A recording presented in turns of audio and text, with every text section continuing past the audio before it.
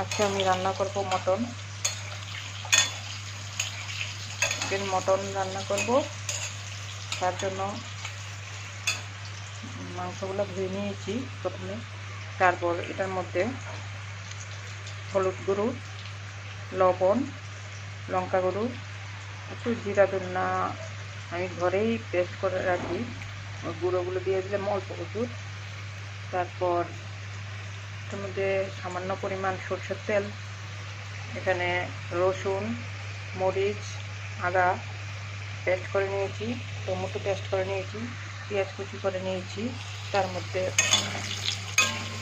আলুগুলো ফ্রাই করে নিচ্ছি। আলুগুলো ভালো করে ফ্রাই হয়ে গেলে আমি আলুর টুকরো টুকরো রেখে দিয়েছি, এটার একটা আলাদা ফ্লেভার আসে। আলুগুলো মোটামুটি ফ্রাই হয়ে গেছে, এখন নামিয়ে নেব। আলুগুলো ফ্রাই করে নিলাম, যে তেলটা আছে ওই তেলেই আমি করব। তার মধ্যে পেঁয়াজগুলো দিয়ে দিলাম, এখানে পেঁয়াজগুলো দিয়ে লাল লাল করে ভেজে নেব।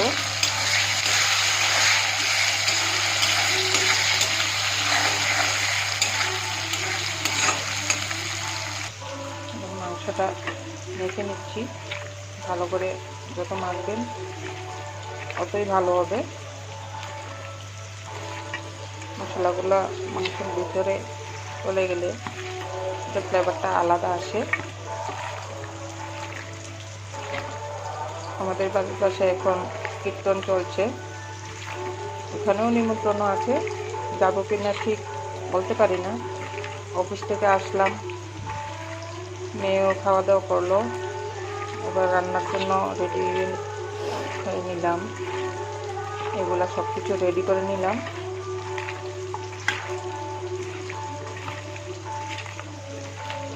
মাংসগুলো মেখে নিয়েছি। এখন তেলের মধ্যে পেঁয়াজগুলো ফ্রাই হচ্ছে, তারপর টমেটো পেস্ট করা দিয়ে দেবো। টমেটোটা কিছু হয়ে গেলে তারপর মশলাগুলো দিয়ে দেবো। আমি আলাদা করে আর হলুদ গুঁড়ো, মরিচ তা দিইনি, এটার মধ্যে সব মেখে নিয়েছি। আপনারা দেখতে থাকুন। আর পেঁয়াজগুলো মোটামুটি ফ্রাই হয়ে আসছে, আর অল্প 2 মিনিটের মতন ভেজে নেব এগুলাকে।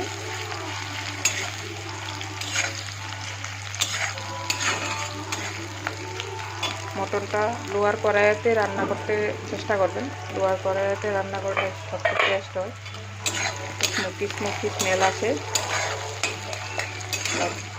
হয়তো বা কারোর চুলা থাকলে চুলাতেও রান্না করতে পারেন ভালো হলে। মাহি ব্লকে আপনাদের যদি রান্নাবান্না ভালো লাগে তাহলে লাইক সাবস্ক্রাইব করে দেবেন, যদি না ভালো লাগে তারপরেও লাইক দিয়ে দেবেন, তারপর আমি বুঝতে পারবো যে আপনারা দেখছেন। জানি না আপনাদের ভালো লাগে কি না, অনেকের তো ভালো লাগে, অনেকের ভালো লাগে না, দেখেও লাইক করে না। আমি কাউকে জোর করি না লাইক করার জন্য, কিন্তু আপনাদের কাছে রিকোয়েস্ট করে বলছি, আপনারা যদি লাইক করে দেন তাহলে সবচেয়ে খুশি হব আর কি। আমার পেঁয়াজগুলো মোটামুটি ফ্রাই হয়ে গেছে, এখন টমেটোটা দিয়ে দেবো।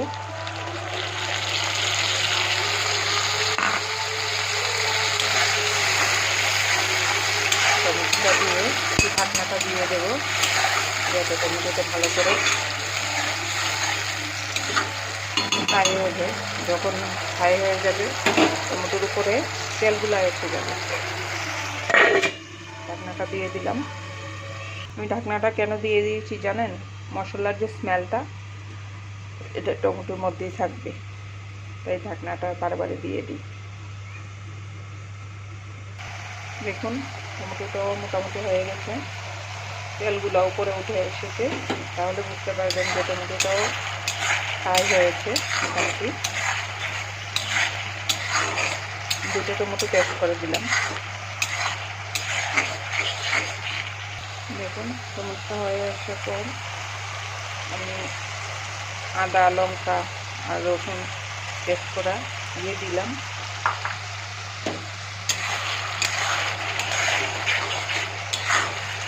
যারা যারা অফিসে যান প্রেস করে নিলে খেতে হয়, কিন্তু এরকম একসাথে ভেজে নিলে মটনটা খেতে একটু ভালো লাগে।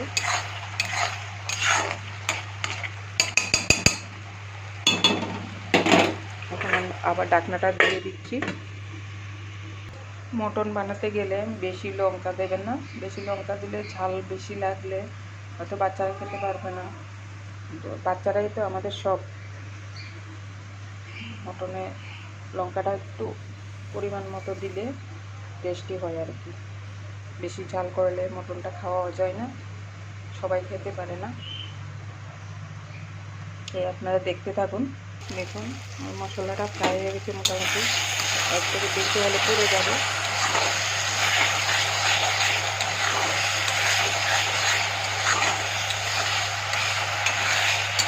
একটা স্মেল বার হলো।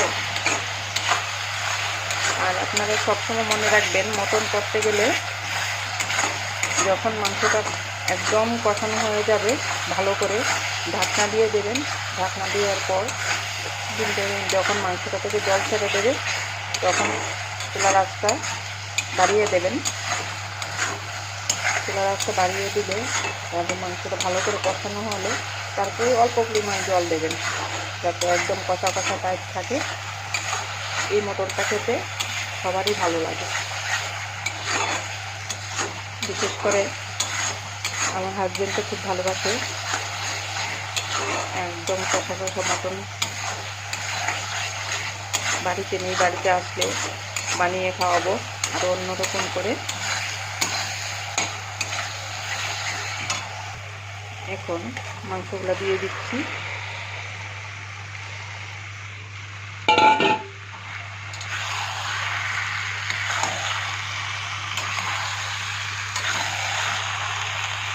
মাংসের মধ্যে বেশি তেজপাতা কম দিই, ভালো লাগে না তেজপাতা, আমি দিই না।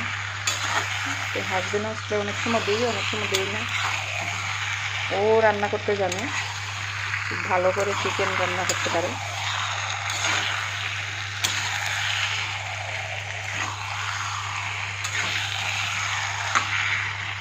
অ্যাকচুয়ালি ফৌজি মানুষটা একটু ভালো করে রান্না করতে পারে, মন দিয়ে, যখন রান্না করে মন দিয়ে। আর যখন রান্না করবে না বলেছে, রান্না করবেই না। দেখুন মশলাগুলো একদম লাগিয়ে দিয়েছি লোট করে। বাস এবার আস্তে আস্তে কষানো হবে। তার মধ্যে আমি অন্য কাজগুলো করে নেব। মাংসটা কষানো হতে হতে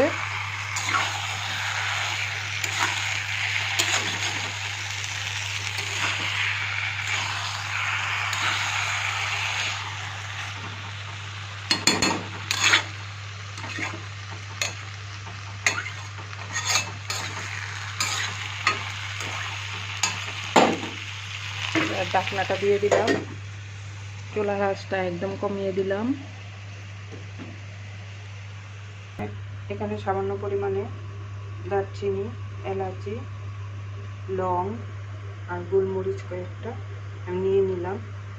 এখন গরম মশলাটা রেডি করে নেব, বাটাতে বেটে রেডি করে নেব।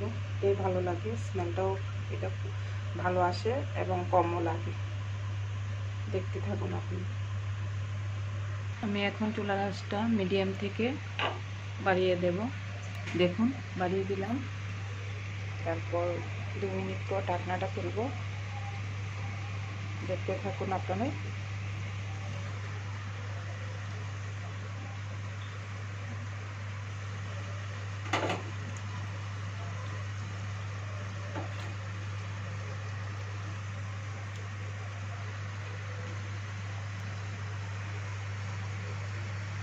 আলুগুলা ভেজে রেখেছি, মাংসটা কষানো হলে আলুগুলা দিয়ে দেব।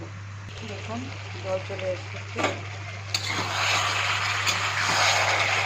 এখন ভালো করে না দিলে মাংসটা নিচে লেগে যাবে।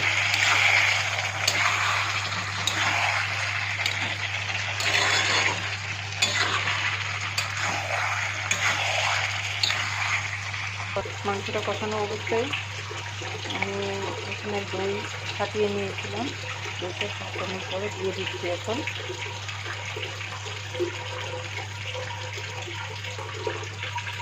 দইটা দিয়ে দিলাম, দইটা দেওয়ার পর সামান্য পরিমাণ নেড়ে চেড়ে নেব।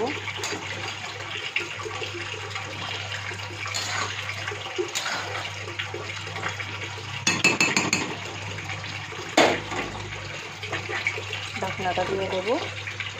এখানে যে গরম মশলাটা বেটে বাকি যে ঢাকনা বেটে রেখে দিয়েছি, ওইটা আমি কষানো মাংসের মধ্যে দিয়ে দেবো, আলুগুলোও দিয়ে দেবো, দিয়ে অল্প পরিমাণ জল দিয়ে তারপর কেউ যদি মটনের মধ্যে ধনিয়া পাতা দিতে চায় তাহলে নামিয়ে দেবে, ভালো থাকবে। তো এখন ধনিয়া পাতা নেই, যেটা আছে ওটা দিয়ে করতে আনারও সময় নেই।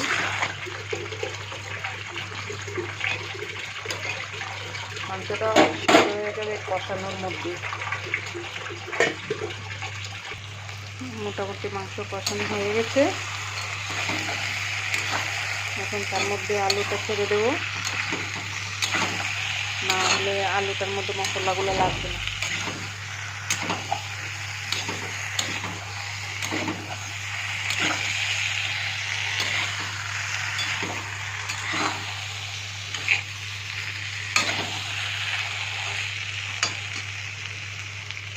আলুগুলো দিয়ে দিলাম।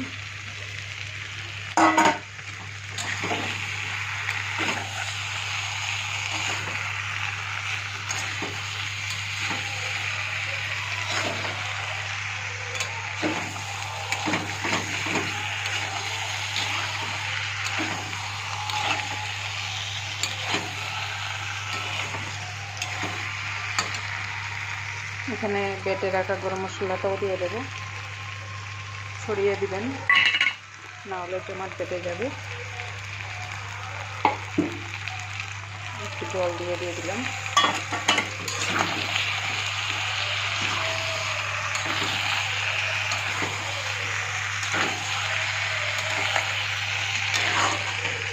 এখন আর কিছু লাগবে না।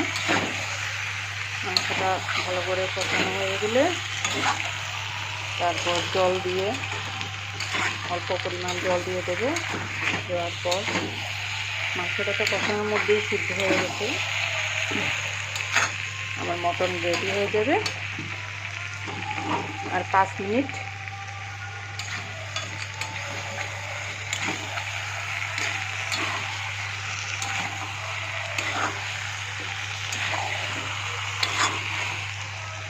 এখানেই আমার ভিডিও শেষ করছি।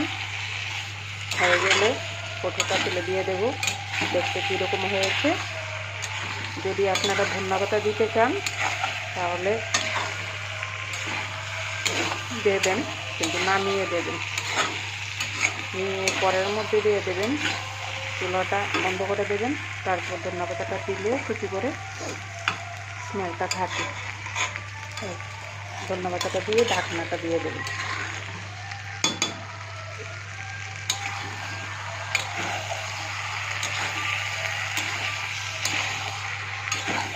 আমার মটন রেডি হয়ে গেছে মোটামুটি। একটু জল দিয়ে দেবো, বেশি পরিমাণ জল দেবেন না, মটনে বেশি পরিমাণ জল লাগে না।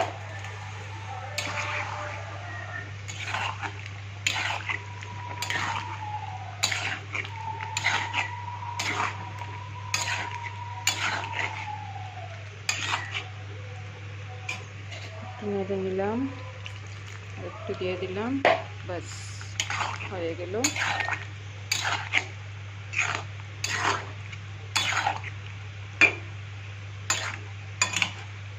মটন রেডি হয়ে গেল। ঢাকনা দিয়ে দেবো, স্মেলটা যাতে না বের হয়।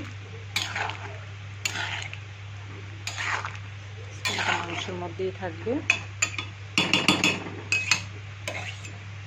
নমস্কার, আমি এখানেই আমার ভিডিও শেষ করলাম। আপনারা চাইলে লাইক, ভিডিও আর সাবস্ক্রাইব করে দেবেন, শেয়ার করবেন। নমস্কার বন্ধুরা, আজকের জন্য এখানেই শেষ করছি।